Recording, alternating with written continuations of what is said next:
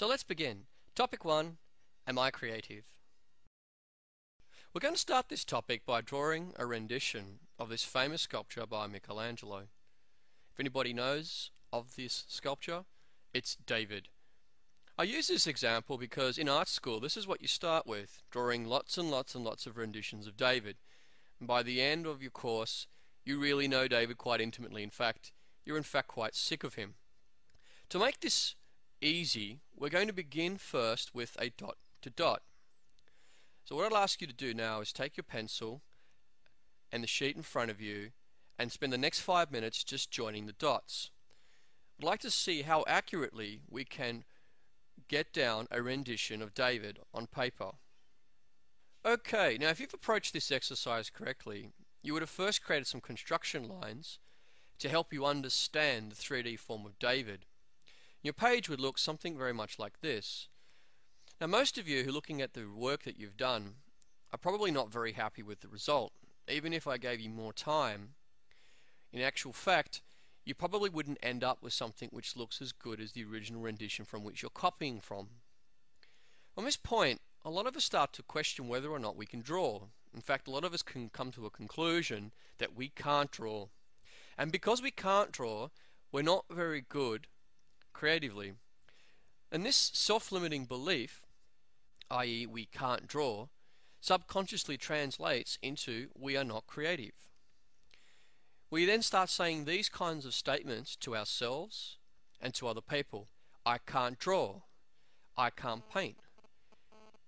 When you look at what's happening here, we're reinforcing this self-limiting belief that we cannot be creative because we don't have the capability to draw or to paint or to sculpt for that matter. Suddenly, we are now rigid, we're unable to think creatively because we've told ourselves that we're not creative.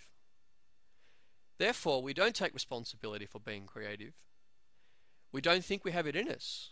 We simply push the role to another person who we think has it in them.